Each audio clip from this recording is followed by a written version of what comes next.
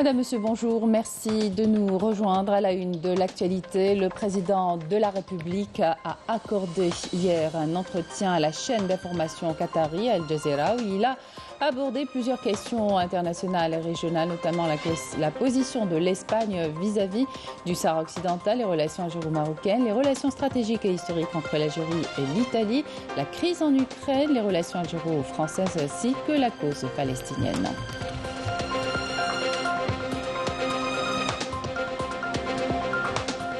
Alimentation en eau potable. La station de dessalement d'eau de mer d'Al Marsa produit 60 000 mètres cubes d'eau potable par jour, permettant ainsi de couvrir les besoins de quelques 600 000 habitants et d'améliorer la qualité des prestations du service public. Table ronde ce mercredi au Parlement européen sur les violations des droits de l'homme et de la liberté de la presse au Maroc. Ceci en continuité des enquêtes menées par cette institution continentale depuis l'éclatement du plus grand scandale de corruption au Parlement européen dans lequel le régime de Merzenne est fortement impliqué. On découvrira ensemble le programme réservé aux téléspectateurs durant le mois sacré de Ramadan sur l'ensemble des chaînes de l'EPTV, un programme riche et varié destiné aux familles et fidèles aux traditions algériennes.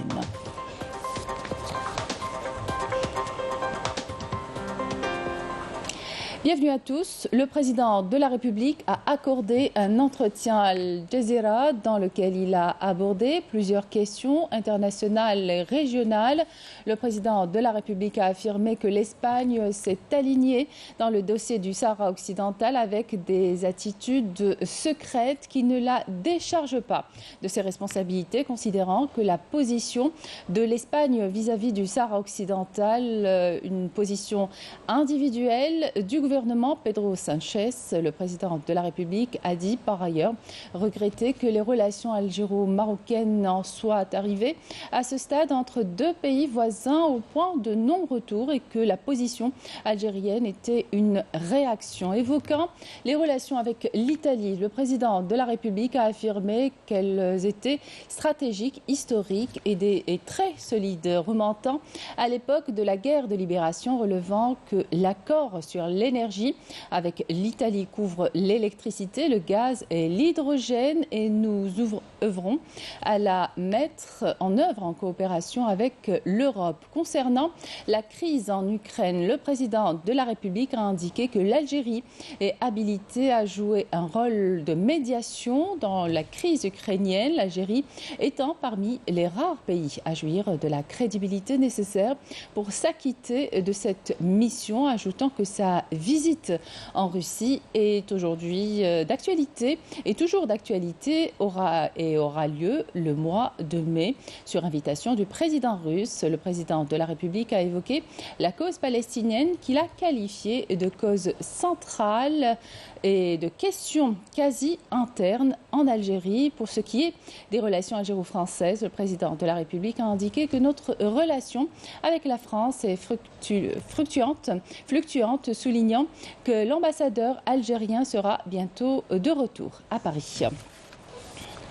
Journée mondiale de l'eau célébrée cette année sous le slogan « Accélérer le changement ». L'occasion de vous emmener découvrir la station de dessalement d'eau de mer d'Al Marsa avec une capacité de 60 000 mètres cubes d'eau potable par jour. Elle permet aujourd'hui de couvrir les besoins de 600 000 habitants, de quoi combler le déficit en alimentation en eau potable dans la capitale. Reportage Ayadaho, le commentaire est signé Walid Yousfi. C'est à partir de ce point de pompage situé à 300 mètres du rivage, sur une profondeur de 12 mètres, que l'eau de mer est collectée. Cette eau est ensuite transférée à la station de dessalement d'Al Marsa pour être traitée, puis redistribuée vers le réseau d'AEP de la région pour alimenter des centaines de milliers de foyers. On commence tout d'abord par ramener une quantité d'eau équivalente à peu près à 133 000 m3 par jour qui vont être reçus dans un bâtiment de captage au premier lieu. On va commencer par une filtration grossière, puis une filtration fine à travers un tamis rotatif. Par la suite, on va passer cette eau à travers des décompteurs lamellaires. puis vers une filtration à sable et à anthracite. Le process est automatisé à partir de la prise d'eau de mer jusqu'à la distribution, jusqu'à l'expédition vers les citoyens. Donc ici à la salle de contrôle, les opérateurs peuvent suivre le process et voir s'il y a des anomalies. En cas d'anomalie, on reçoit les informations où s'est passée l'anomalie, la cause et quel est le remède possible. Donc les opérateurs peuvent intervenir en cas d'anomalie. البحر perturbé automatiquement الماء راح يكون فيه الأوساخ فيه les impuretés.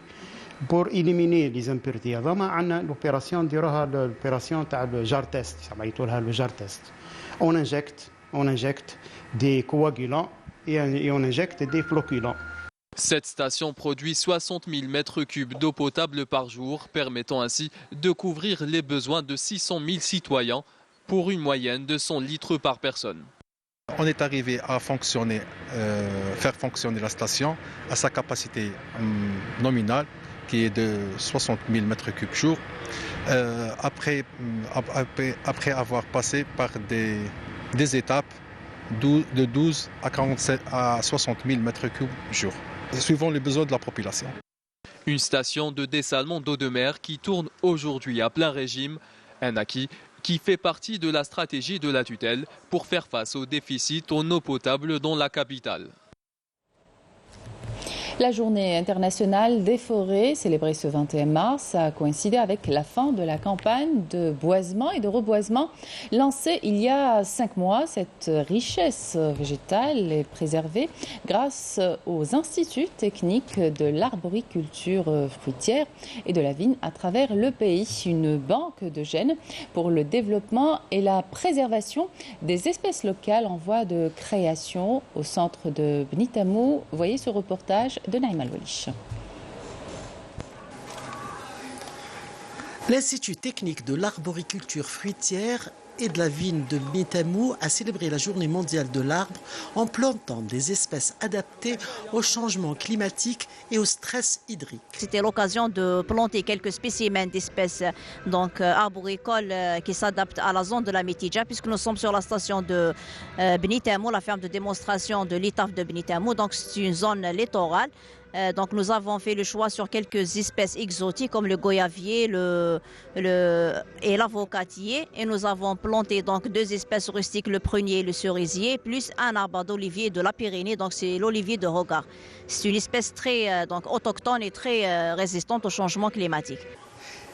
L'Institut, qui conserve autour de 1200 variétés, dont une vingtaine d'espèces sur 102 hectares, compte créer une importante banque de gènes pour préserver l'espèce.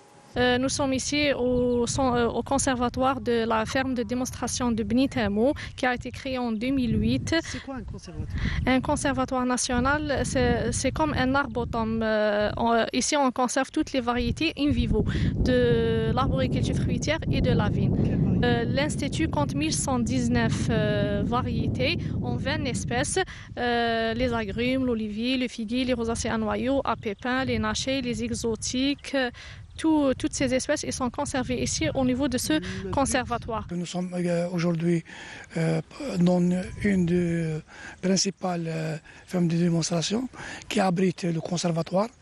Donc le futur conservatoire qui fera partie une composante essentielle du futur banque de gènes qui sera inaugurée au 2e semestre 2023 suite aux recommandations des assises tenues dernièrement par notre ministère. Notre institution donc, est chargée d'accompagnement des agriculteurs dans leur projet d'investissement d'une part.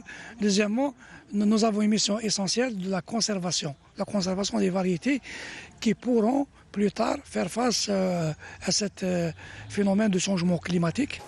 En plus de la production du matériel végétal, l'Institut s'attelle à accompagner, développer, conserver et surtout diversifier les espèces dans le but de s'adapter aux différentes agressions et autres stress pour la souveraineté nationale et la sécurité alimentaire. La campagne de boisement et de reboisement lancée il y a 5 mois a concerné également le barrage vert, cet immense projet aux nombreux bienfaits bénéfiques d'un plan de réhabilitation depuis quelques années. Il s'agit d'intégrer le volet économique en plantant des variétés d'arbres fruitiers correspondant aux spécificités de chaque région. Le cas à Bouira où la culture de l'olivier est reine. Reportage Yanis Aïd Belkhassam. Nous sommes dans l'une des localités de Sor el-Ghozlan dans la wilaya de Bouira, là où se rencontrent les deux programmes du barrage vert. Au milieu de cette zone steppique, une retenue collinaire de 240 000 m3 a été créée en vue de faire face au climat sec, qui est utilisé pour l'irrigation des périmètres agricoles alentours, une partie intégrante du projet d'extension, de réhabilitation et de développement du barrage vert. Nous avons un petit projet de la fixation du sol, donc la lutte contre l'érosion de bassin versant de la retenue, il doit être fixé par des plantations de fixation de berges. Donc nous avons déjà réalisé au cours des 2 derniers mois, dans le cadre du nouveau projet du barrage vert, 5 hectares, ils sont déjà terminés. Nous avons aussi construit 5000 m3 de correction torrentielle. Cet ouvrage de stockage d'eau a permis d'alimenter les 7 bassins d'eau de la commune qui ont facilité aux agriculteurs de créer un système de goutte à goutte pour irriguer leur olivier, principale plantation inscrite dans le programme de la ceinture oléicole, variété connue pour sa résistance au climat chaud. Le programme des bassins, c'est le programme de la Direction générale des forêts, donc c'est le Fonds national de développement rural, c'est le FNDR. Et la ceinture oléicole, c'est un programme qui a l'intitulé de ceinture oléicole. Il a été réalisé entre 2010 et 2016. Dans la commune de Zebouja, 2800 arbres sont plantés. Ceci dit, nous avons un problème pour creuser des fourrages. Toutes mes plantations ont été irriguées grâce à l'aide de l'État. Ils nous ont également construit des bassins d'eau grâce auxquels j'ai pu créer le système de goutte à goutte. J'ai aussi bénéficié de crédits bancaires. Des projets qui ont permis aux populations nomades de se sédentariser et changer de vocation, puisque ces derniers ont bénéficié de plusieurs projets qui s'inscrivent dans le cadre de la réhabilitation de la ceinture verte. Justement pour préserver ces plantations des vents forts, un programme de brise-vent a été mis en place. Le programme de plantation d'arbres de 2016 nous a permis de planter plus de 150 oliviers. Nous continuons à travailler notre terre et aujourd'hui nous avons reçu les brise-vents car notre région est connue pour ses vents violents et très fréquents. Dans le cadre de la réalisation du marché signé entre le ministère de l'Agriculture et du Développement rural et le groupe Génie Rural. La filiale Zakar, à travers sa direction régionale Bouira, est chargée de réaliser des plantations forestières, pastorales et fixation de berges sur un volume de 123 hectares, ainsi qu'un brise-vent sur un linéaire de 75 km. Maintenant, sur cette parcelle-là, on se retrouve sur la parcelle du brise-vent. Le barrage vert, un programme stratégique contre la désertification, caractérisé par de multiples opérations de réhabilitation et qui touchera 13 wilayas. Avec une superficie de 4,7 millions d'hectares. C'est une bande de 1500 km sur à peu près 20 km de largeur. La première tranche, je vous ai dit, on a déjà eu la première tranche pour la relance du barrage vert, projet qui est étalé sur jusqu'au 2030. Avec un budget de 75 milliards, mais cette fois-ci c'est la première tranche. Et on voulait que ce soit des tranches pour justement pour améliorer, pour prévoir des améliorations. Un programme riche notamment à travers la diversification des plantations forestières, fruitières et également pastorales, ce qui permettra de créer des postes d'emploi au profit des familles rurales. La nuit du doute pour déterminer le premier jour du mois de Ramadan, 1444 de l'Hégire aura lieu ce soir. Une conférence de la Commission nationale d'observation du croissant lunaire relevant du ministère des Affaires religieuses et des Waqf sera organisée après la prière du Maghreb à Dar el-Imam Sidi Abdelrahman Taalibi et sera retransmise en direct par les médias. Et sachez aussi que les horaires de travail des institutions et administrations publiques durant Ramadan ont été fixés de 7h à 14h pour les wilayas du sud du dimanche au jeudi. Pour les autres wilayas, ils sont fixés de 8h30 à 15h30. Rencontre débat hier à Paris autour du Moudjahed Karim Belkacem, un des architectes de la révolution algérienne, organisée par l'Académie géopolitique dans le cadre des festivités du 19 mars. Elle revient sur son apport dans la guerre de libération, son côté stratège qui a permis de nombreuses victoires et son abnégation au service du pays. La correspondance de Rafat Blouchette.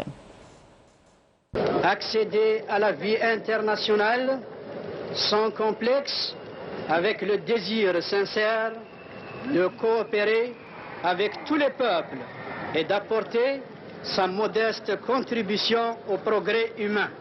Son nom incarne l'incroyable épopée révolutionnaire et le génie d'une génération fondatrice d'un État souverain.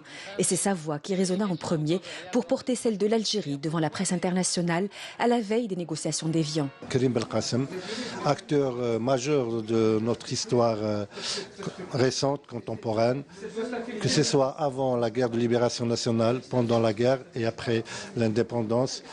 Membre du CCE 1 et 2, vice-ministre du GPRA, ministre des Forces armées, ministre des Affaires étrangères, ministre de l'Intérieur, signataire des accords d'Évian.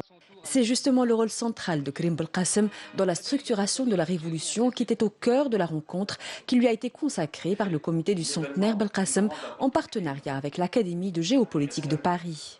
Karim Belkacem, comme vous le savez, a toujours eu l'Algérie dans son cœur. Ça a été un responsable militaire et politique qui n'a eu de cesse que de penser à l'Algérie dans toute sa globalité. Stratège hors pair, il déjoua toutes les ruses coloniales, à commencer par la fameuse opération Oiseau Bleu, orchestrée par le service secret français, qui visait à diviser les Algériens dès le début de la lutte armée, comme en témoigne le travail de l'historien Omar Hamourit. Karim Belkacem a été condamné à plusieurs reprises à la suite d'attentats et d'actions commises sur un certain nombre d'Algériens qui travaillaient avec l'ARA ou avec l'administration française. Karim Belkacem ne souhaitait pas commencer par frapper les Européens. Il commençait plus par travailler, par faire prendre conscience aux Algériens de ne pas aider l'administration française sur cette terre. Parce que lui, il pensait qu'en coupant l'administration française des Algériens, il allait mieux gérer les opérations sur le terrain. Cette année, nous célébrons le centenaire de feu Karim Belkacem, né le 15 décembre 1922. Le comité du centenaire de Karim Belkacem annonce une série de manifestations culturelles et académiques qui lui seront consacrées tout au long de l'année en France et en Algérie. Dans la dynamique des efforts soutenus de la lutte antiterroriste et contre la criminalité organisée multiforme, des unités, des détachements de l'armée nationale populaire ont exécuté durant la période allant du 15 au 21 mars, plusieurs opérations ayant abouti à des résultats de qualité qui reflètent le haut professionnalisme, la vigilance et la disponibilité permanente de nos forces armées à travers tout le territoire national. Dans le cadre de la lutte antiterroriste, des détachements combinés de l'armée nationale populaire ont arrêté 9 éléments de soutien aux groupes terroristes dans des opérations distinctes à travers le territoire national. Dans le cadre de la lutte contre la criminalité organisée en continuité des efforts soutenus visant à contrecarrer le fléau du narcotrafic dans notre pays, des détachements combinés de l'ANP ont arrêté en coordination avec les différents services de sécurité lors d'opérations exécutées à travers les régions militaires. 39 narcotrafiquants et mis en échec des tentatives d'introduction des quantités de drogue provenant des frontières avec le Maroc s'élevant à 2 quintaux et 18 kg de cuivre traité et saisi 87 400 comprimés psychotropes. À Taman Rasset, Borj Badji Mokhtar, Ingazam, Tindouf et Janet, des détachements de l'ANP ont intercepté 635 individus et saisi 23 véhicules, 205 groupes électrogènes, 137 marteaux-piqueurs, 7 détecteurs de métaux, 11 tonnes de mélange d'or brut et de pierre, ainsi que des quantités d'explosifs, d'outils de détonation et d'équipements utilisés dans des opérations d'orpaillage illicite, tandis que 14 autres individus ont été arrêtés et 6 fusils de chasse, 4,5 quintaux de tabac et des quantités de denrées alimentaires destinées à la contrebande et à la spéculation s'élevant à 16 tonnes ont été saisies lors d'opérations distinctes à travers le territoire national. De même, les gardes frontières ont déjoué en coordination avec les services de la gendarmerie nationale des tentatives de contrebande de grandes quantités de carburant s'élevant à 87 689 litres à Borj Badji Mokhtar, Soukaras, At-Taraf et Tébessa.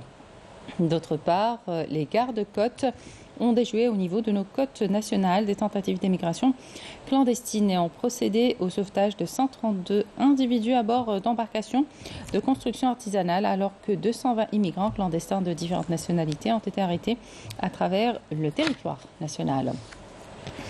Dans le dossier sahraoui, le président de la République sahraoui et secrétaire général du Front Polisario, Brahim Ghali, a rencontré hier à Caracas le président du Venezuela, Nicolas Maduro, lequel l'a honoré en lui remettant l'épée Simón Bolívar, symbole de la victoire de la révolution bolivarienne, en signe de soutien du peuple sahraoui. Il y a lieu de rappeler que le Venezuela a reconnu la Raste comme un État indépendant en août 1980 et en 1982, les deux pays ont établi des relations diplomatiques.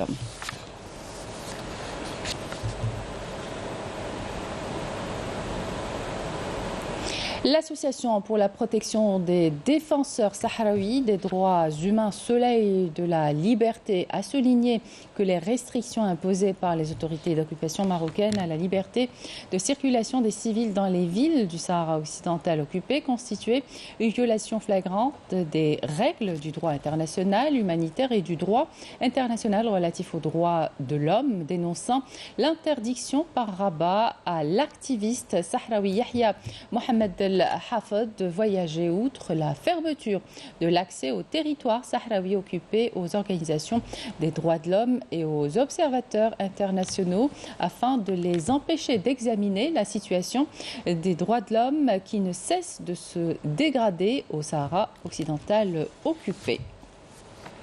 Le Parlement européen organisera ce jeudi une table ronde sous le thème « Les relations maroco-européennes à la lumière des droits de l'homme et de la liberté de la presse » au cours de laquelle sera abordée la situation des journalistes détenus Omar Radi et Souleymane Raissouni. La justice du Marsène avait condamné ces deux journalistes à respectivement 6 et 5 ans de prison après une série de procès marathons dans lesquels toutes les conditions d'un procès équitable étaient absentes, comme l'ont confirmé des organisations marocaines et internationales de défense des droits de l'homme.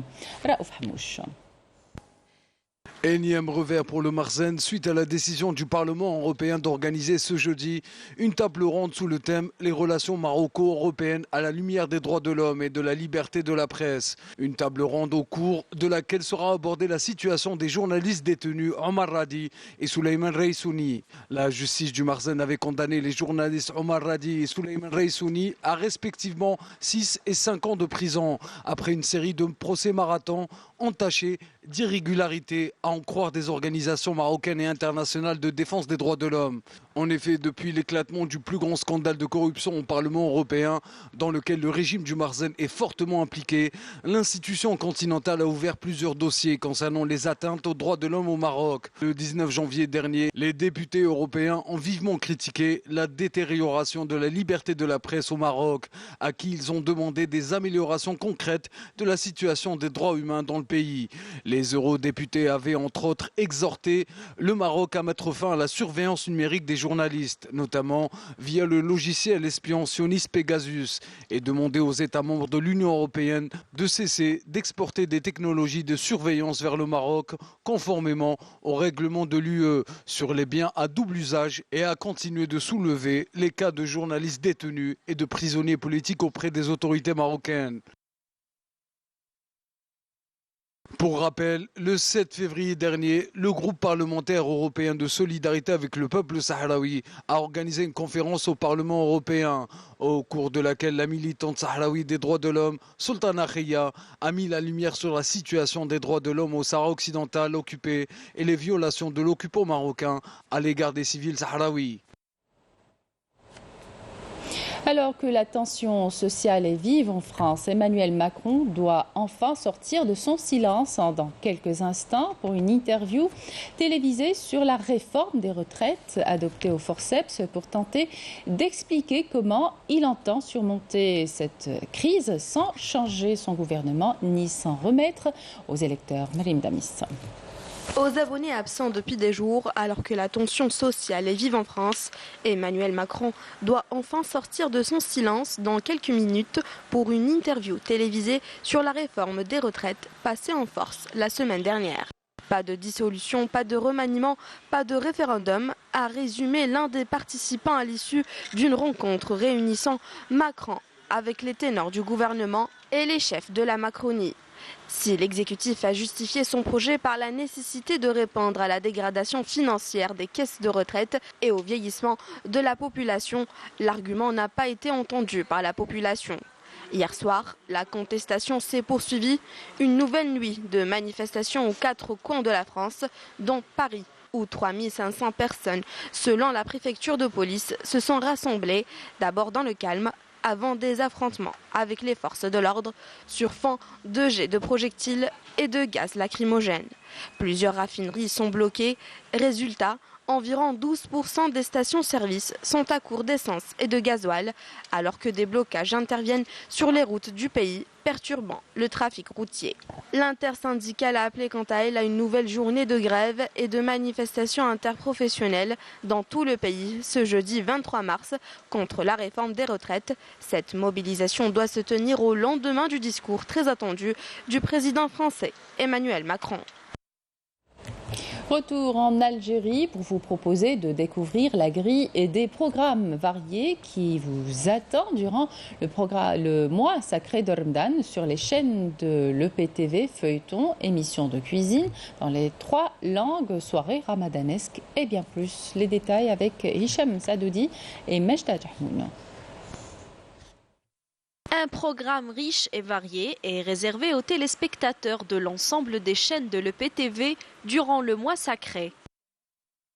La télévision algérienne a réservé un programme spécial pour le mois de Ramadan. Tous les moyens humains et matériels ont été déployés pour produire des programmes de qualité à destination de nos téléspectateurs, notamment les familles algériennes qui auront des programmes à la hauteur de leurs attentes.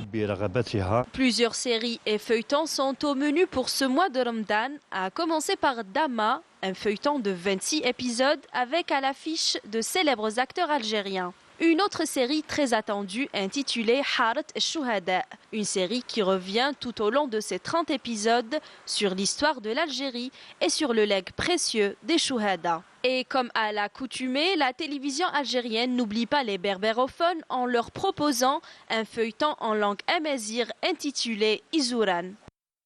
Le programme comprendra également des émissions de cuisine dans les 3 langues, en plus de l'émission Bledna, qui se focalisera sur la promotion de l'héritage matériel et immatériel de l'Algérie. Je